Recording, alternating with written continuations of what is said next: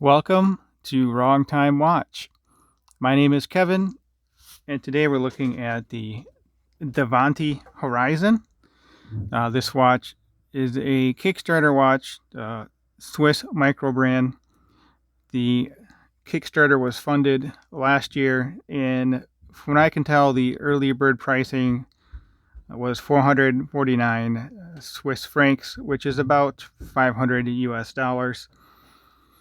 If you want to purchase this watch now, I'd recommend sending them an email or contacting them. I'll leave a link in the description on how to do that. The website itself is kind of confusing. Most of the information that I've gathered here was from the Kickstarter campaign. I'll leave a link to that as well in the description. So obviously it is a gold-plated watch. I do not own any gold-plated watch in my collection. So this is my first time experiencing a fully plated watch like this. Now this is a tour watch from the Random Rob Discord group, so you can see some marks on here. This is gold PVD coated.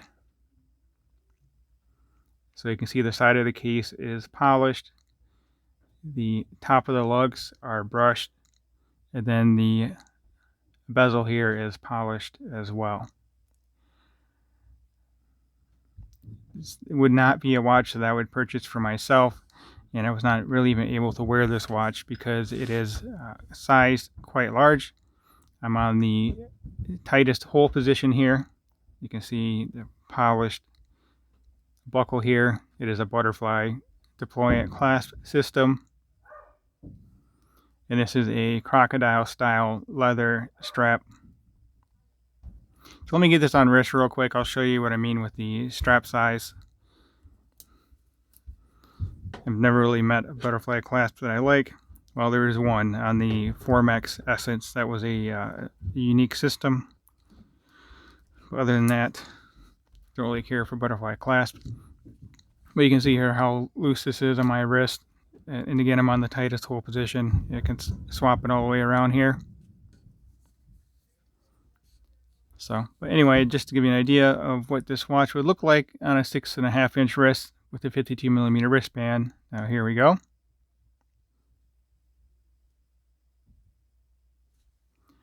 I'm not sure if I'd like this watch, even if it was a stainless steel case. Just some weird things going on with the styling that I really don't care for. So it is a push-pull crown, and the knurling on this is such that it's on the inside of the case. It'd be better if it was on the outside of the crown, not on the case side. It's not really that easy to get a hold of. So push-pull crown.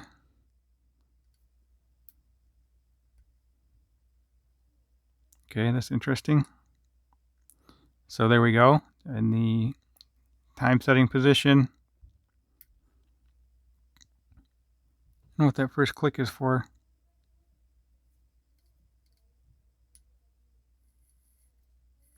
This feels like hand winding.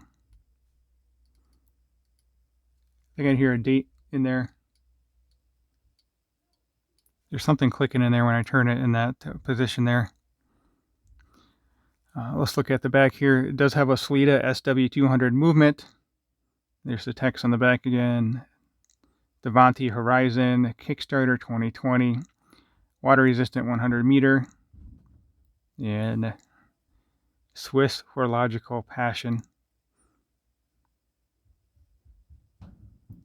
Movement's not decorated.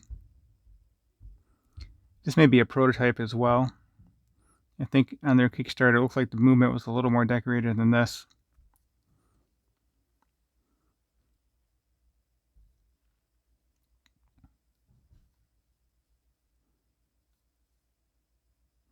Let me know what you guys think of this watch in the comment section. It's just not for me. You do have a signed crown with that Davanti logo. It has a line through it, just like on the dial here. It's kind of funny reading the Kickstarter campaign because there's a lot of marketing speak on it. There's some on the website too. As far as the dial, it is neat how this is laid out with this, engraving on here, and it does look a lot like a horizon. Looks like you're in an airplane or something looking down, and then you can see the horizon up here on the top. Looks like a cityscape. So it does have a mixture of Arabic numerals on here. We have the 3 and the 9, which is applied. Then we have at the top half 10, 11, 12, 1, 2, which is printed on. And then the lower half 20, 25, 30, 35, 40. It's just weird. It kind of reminds me of the Rolex Air King, where you have the 3, 6, and 9. And then the rest of it is the minute counter, minute numbers. Also, the minute track kind of flips between being on the outside of the numerals to being on the inside. And then if you look around the rehaut, it has minute markers on the rehaut, and the top half are circles, and the bottom half are these lines. So the styling is just very interesting. Okay, let's go over the dimensions. Lug to lug, we have 48. Case diameter, we have 41. Thickness is 10.3. So it's a good size watch for thickness. It does have a flat sapphire crystal, which helps with being thin or not too thick. The back does have a mineral glass display case back. Lug width is 20 millimeter, and this does taper down to 18. So the movement, as I mentioned, is the SW200, 26 joules. Second hand does sweep nice and smooth at 8 beats per second, and it has a 40-hour power reserve.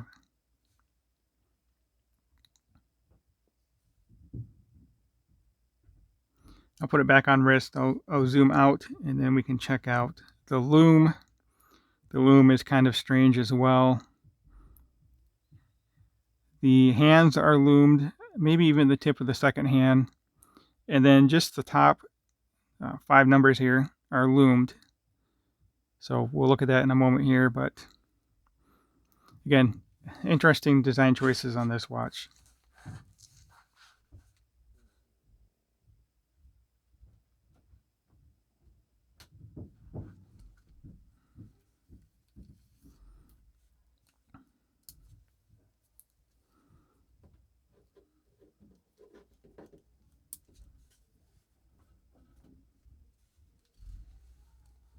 I guess should show you guys the case that it comes in.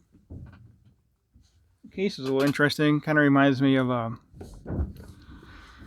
those old school luggage boxes that you could travel with, wardrobes or whatever they're called.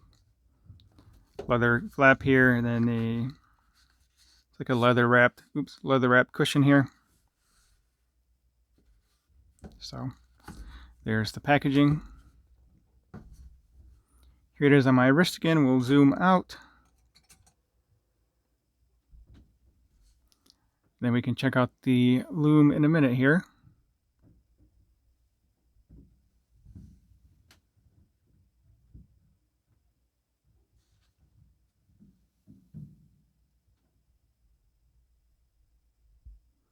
All right, I'm going to pause the video, and we'll compare it to my Seiko SKX. Actually, I think I forgot to mention what kind of loom this has. This has, I think it's C3. Yeah, C3 Swiss Super Luminova. So, be right back with the loom. Well, the loom is not nearly as good as it looks like on camera here. The hands are loomed pretty well, but the Arabics at the top aren't. I don't understand why they only loomed half the Arabics, but that's how it is. So again, very interesting watch. And compared to the SKX of course has better loom. So that will conclude today's video. As always, thank you for taking the time. Thank you for watching, and I'll catch you on the next one.